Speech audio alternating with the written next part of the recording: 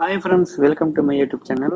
Friends, ఈ రోజు వచ్చి ఏంటంటే మొన్న బెండకాయ సూప్ అయిపోయింది కదా. ఈ రోజు బెండకాయ ఫ్రై 100% బెండకాయ ఫ్రై బాగా వస్తుందని నేను అనుకుంటున్నాను.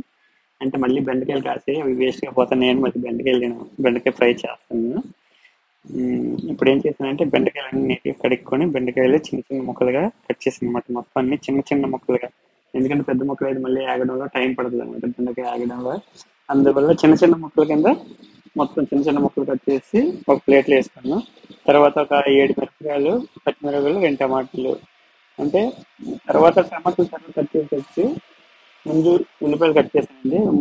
2 ఉల్లిపాయలు తీసుకుని పెద్ద సైజు. నెక్స్ట్ మిర్చి కట్ చేస్తాను. టమాటాలు ఇంకా కట్ చేయలేదు, టమాటాలు తర్వాత కట్ చేద్దామని. నెక్స్ట్ ఏంటంటే ప్యాన్ పెట్టి అందులో ఆయిల్ వేసాను. ఆయిల్ వేసిన తర్వాత ఏం చేశాను, ఈ ఆయిల్ కొద్దిగా మరిగాక ఆవాలు ఉన్నాయి కదండి, ఆవాలు, ధనియాలు ముందు అవి వేసాను. తర్వాత పచ్చిమిరపకాయలు వేసాను. ఎండుమిరపకాయలు వేసానండి. ఎండుమిరపకాయల వల్ల మంచి టేస్ట్ వస్తుంది అనమాట. అప్పుడు జీలకర్ర కూడా వేసాను. ఇవి కొద్దిగా వేగిన తర్వాత వీటిని వేపిన తర్వాత ఏం చేశానంటే, మనం వేరుశెనగ పలుకులు ఉంటాయి కదా, శనగ పలుకులు కూడా ఇందులో వేస్తాను అనమాట. వేరుశెనగ పలుకుల వల్ల వేసే వల్ల ఏంటంటే వేరుశెనగ పలుకులు కూడా వేసి, ఏంటంటే వేరుశెనగ పలుకులు బాగా ఏపీ వరకు ఉండాలన్నమాట, వేగిన వరకు. చూడండి, వేరుశెనగ పలుకులు వేగిన తర్వాత మిరపకాయలు వేసాను, పచ్చిమిరపకాయలు వేస్తాను.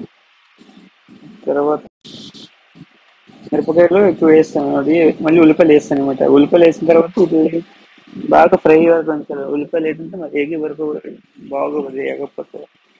ఉల్లిపాయలు వేగే వరకు ఉంచుకొని కొద్దిగా అలా చేస్తాను. చూడండి, ఉల్లిపాయలు వేగిపోయి ఏంటంటే కొద్దిగా వేగే.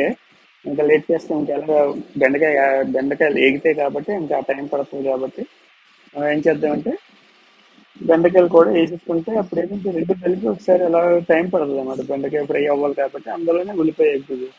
చూడండి, ఉల్లిపాయ మ్యాగ్ని కొద్దిగా వేగిపోయింది, సగం వేగింది కాబట్టి వెంటనే మళ్ళీ మనం ఏం చేస్తామంటే బెండకాయ వేసేద్దాం అనమాట. ముందు బెండకాయ వేస్తాము. బెండకాయ వేసుకొని అప్పుడు ఏం చేస్తాం, నీట్గా బాగా ఫ్రై అయ్యే వరకు బెండకాయ కొద్దిగా ఫ్రై అయ్యే వరకు చూడండి. బెండకాయ ఫ్రై అయిపోయింది అనుకోండి, కొద్దిగా వేగి బాగుంటుంది. బెండకాయ ఫ్రై అలాగా వేపుతాం. బెండకాయ వేసాము. వేసిన తర్వాత టమాటాలు కూడా వేసుకొని, టమాటాలు వేసిన తర్వాత టమాటాలు ఏంటంటే కొద్దిగా టైం పడుతుంది టమాటా కూడా వేగాలంటే. ఈ టమాటా బాగా వేగిపోతే మాత్రం మీకు 100% ఏంటంటే ఫ్రై చాలా బాగుంటుంది. బెండకాయ ఫ్రై చూడక్కర్లేదు అనమాట. చూడండి, బెండకాయ ఆల్రెడీ వేగింది. ఈ టమాటాలు కూడా వేస్తాను. తర్వాత కారం వేసుకున్నాం, కొద్దిగా కారం వేసుకున్న తర్వాత పసుపు కూడా కొద్దిగా వేసుకోండి, ఎందుకంటే యాంటీబయాటిక్ కాబట్టి భుజాలు బాగుంటుంది పసుపు మాత్రం.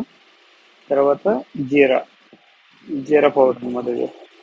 జీరా పౌడర్ వేసుకొని ఇప్పుడు ఏంటి చేస్తా, 3 వేసుకున్న తర్వాత నీట్గా కలపండి మొత్తం. లేదంటే ఇప్పుడు కలపకపోతే ఏం చేస్తారు మీరు, ఇప్పుడు కలిపి వదిలేయడం కాదు, ఇంకా అలా కలుపుతూనే ఉండాలి. ఎందుకంటే మీకు ఫ్రై అవ్వాలి, ప్లస్ మసాలాలు వేసాం కదా, ఈ మసాలా పౌడర్ ఏం చేస్తుందంటే మీకు అంటిపోద్ది అనమాట, అది మాడిపోయినట్టు అయిపోద్ది మీరు కానీ కలపకుండా ఉండదు. అందువల్ల ఇంకా అలా కొద్దిగా కలుపుతూ ఉండాలి.